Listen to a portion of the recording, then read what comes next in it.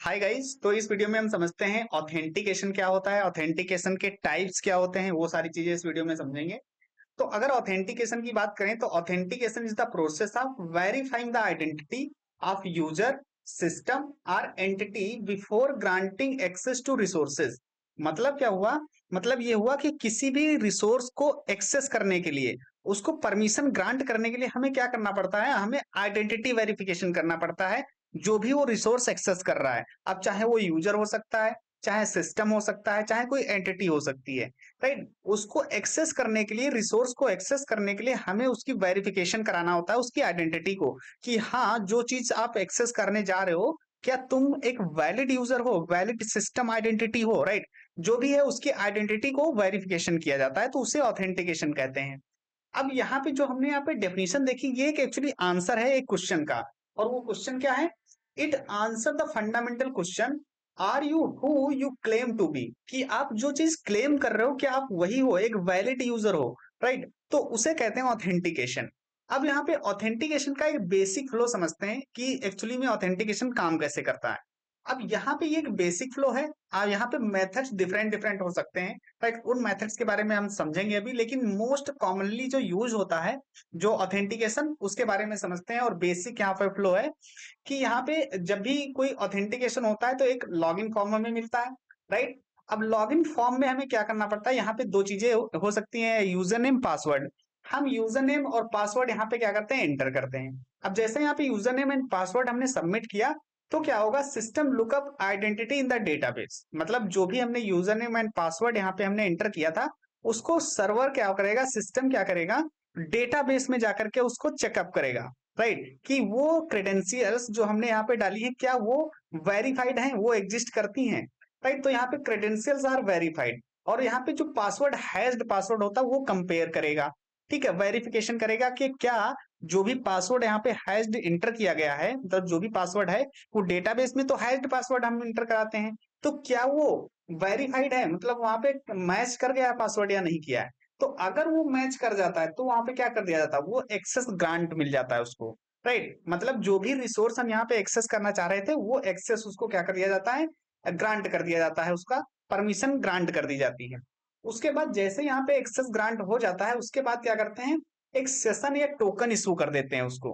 कि मतलब हमें, जैसे अगर हमें दोबारा से जाना पड़े वहां पे, तो हमें बार बार क्रेडेंशियल्स को ना शेयर करना पड़े, राइट। बार बार हमें क्रेडेंशियल डालनी पड़े, फिर लॉगिन करना पड़े, ऐसा ना करना पड़े। इसके लिए हम यहाँ पे जनरेट करते हैं एक सेशन और टोकन, राइट। सेशन जनरेट कर सकते हैं, या सर्वर सेशन, या टोकन हम जनरेट कर देते हैं, JWT, राइट। और उसके बेसिस पे यहाँ पे हम रिसोर्सेज को एक्सेस कर सकते हैं बार बार। तो ये होता है यहाँ पे ऑथेंटिकेशन। और अगर यहाँ पे पासवर्ड या यूजर नेम वैलिड नहीं होता है, फेल हो जाता है, तो क्या है? एक्सेस डिनाइड हो जाता है, यहाँ पे एक्सेस उसको ग्रांट नहीं होता है।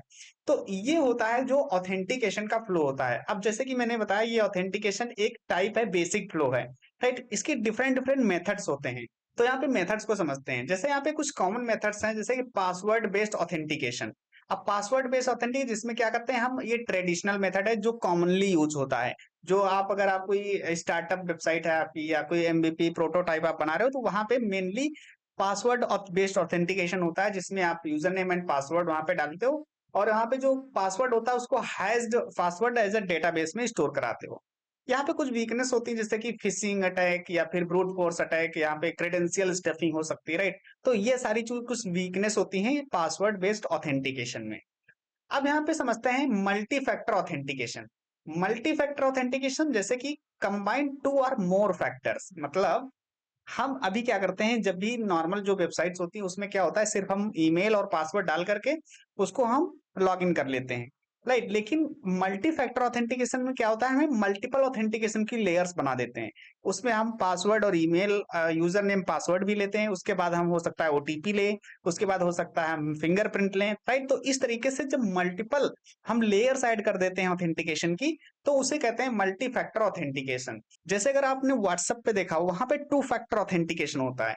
अगर आपने टू फैक्टर ऑथेंटिकेशन ऑन कर रखा है, तो आप क्या देखते हो कि जब भी अगर आप फर्स्ट टाइम उसको इंस्टॉल करते हो और उसमें OTP से वेरिफिकेशन करते हो, राइट, तो OTP से वेरिफिकेशन हो जाने के बाद भी एक टू फैक्टर ऑथेंटिकेशन पिन मांगता है कि यहाँ पे आप टू फैक्टर ऑथेंटिकेशन पिन डालिए। अगर आप वो पिन डालते हो तभी आप जाकर के उसको एक्सेस कर सकते हो। अब मान लीजिए इसमें से एक भी लेयर कंप्रोमाइज हो गई, मतलब मान लीजिए किसी को ओटीपी पता चल गई, तो व्हाट्सएप में आपको वो पिन आपके पास है, वो पिन अगर आपको नहीं बताया किसी ने तो आपका व्हाट्सएप कोई भी एक्सेस नहीं कर पाएगा, राइट। तो ये थोड़ा और सिक्योरिटी यहाँ पे मिल जाती है हमें मल्टी फैक्टर ऑथेंटिकेशन में। थर्ड मेथड यहाँ पे जो है टोकन बेस्ड ऑथेंटिकेशन। अब टोकन बेस्ड ऑथेंटिकेशन में क्या होता है कि यहाँ पे after logging the server issues a token या JW token. This token is sent with every request instead of resending credentials. मतलब यहाँ पे क्या हो गया कि हम बार बार क्रेडेंशियल्स ना शेयर करके हम उस टोकन को शेयर करते रहते हैं, कि मतलब हमने जैसे ही लॉगिन किया, लॉगिन करने के बाद हम टोकन एक जनरेट कर देते हैं, सर्वर एक टोकन दे देता है और टोकन वो हम स्टोर करा देते हैं क्लाइंट में, और उस टोकन के बेस पे हम बार बार लॉगिन कर सकते हैं। मतलब हमें बार बार उन क्रेडेंशियल्स को डालना नहीं पड़ता है, वो ऑटोमेटिकली लॉगिन हो जाता है उस टोकन के बेस पे। अब जैसे ही टोकन एक्सपायर होगा हमें फिर से वो क्रेडेंशियल डालनी पड़ेगी। तो यहाँ पे टोकन बेस्ड ऑथेंटिकेशन होता है। फोर्थ मेथड यहाँ पे है जीरो ऑथ 2.0, राइट। ये ऑथेंटिकेशन जो होता है ये सोशल लॉगिन होता है, जो थर्ड पार्टी लॉगिन होते हैं, जैसे गूगल का लॉगिन हो गया, गिटहब का लॉगिन हो गया, फेसबुक का लॉगिन हो गया, राइट। तो ये जो थर्ड पार्टी लॉगिन होते हैं, राइट, इन्हें कहते हैं ओ ऑथ 2.0, राइट। अब यहाँ पे अगर जब भी आप कोई लॉगिन करते हो, अगर आप देखोगे तो वहां पे गूगल लॉगिन होता है। जैसे आप गूगल पे क्लिक करते हो तो वो गूगल का इंटरफेस ओपन होकर के वहां पे जैसे वेरीफाई करते हो आपका वो लॉगिन हो जाता है विदाउट पासवर्ड या ईमेल आईडी के। अब यहाँ पे होता है क्या, यहाँ पे आपका जो एक्चुअल पासवर्ड होता है, जैसे कि आपने गूगल पे क्लिक किया तो आपकी ईमेल से वो वेरीफाई करेगा। अब ईमेल का एक्चुअल पासवर्ड जो होता है वो शेयर नहीं होता है किसी ऐप को, वो एक टोकन जनरेट करके देता है, राइट। तो यहाँ पे कोई पासवर्ड आपका एक्सपोज नहीं होता है, कोई भी जो थर्ड पार्टी एप्लीकेशन होती है, ना तो गिटहब का हो गया ना फेसबुक का, वहां पे कोई भी आपका जो एक्चुअल पासवर्ड है वो शेयर नहीं होता है। अब यहाँ पे बात करते हैं सिंगल साइन ऑन, एसएसओ बोलते हैं इसे। One login grants access to multiple applications common in enterprise environments, जैसे कि login one to access email, HR tools and Slack. अब यहाँ पे सिंगल साइन इन का मतलब ये हो गया कि जो एसएसओ होता है ना, अगर आपकी मल्टीपल एप्लीकेशंस हैं, राइट, और मल्टीपल एप्लीकेशंस में आपने एक इन्वायरमेंट बना रखा है, और अगर आप किसी एक भी एप्लीकेशन पे लॉगिन करते हो तो उस इन्वायरमेंट की जितनी भी एप्लीकेशंस होगी सभी पे ऑटोमेटिकली लॉगिन हो जाएगा। हमें हर एक एप्लीकेशन पे मैनुअली लॉगिन नहीं करना पड़ेगा।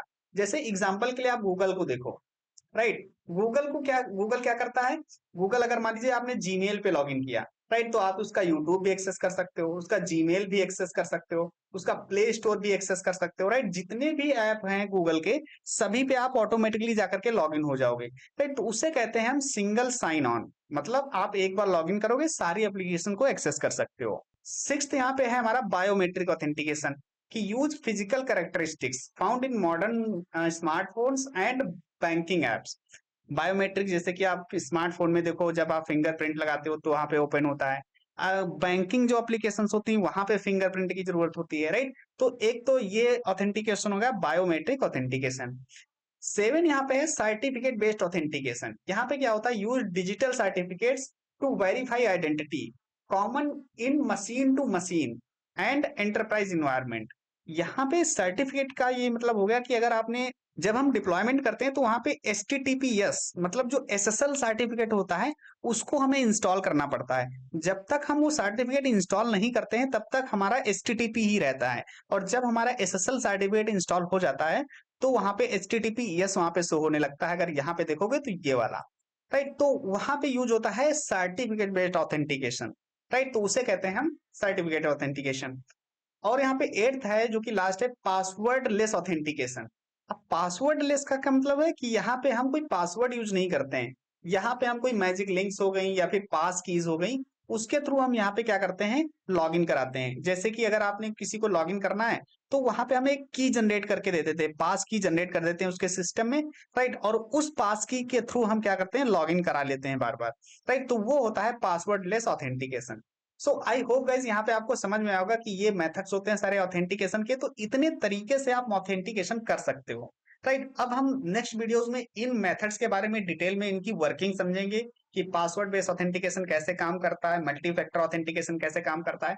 तो अगर आप चैनल पे नए हो तो चैनल को सब्सक्राइब कर लो, जिससे कि आपको कोई भी वीडियो आपका मिस नहीं होगा। So thank you so much for watching the video, see you in the next video guys, take care.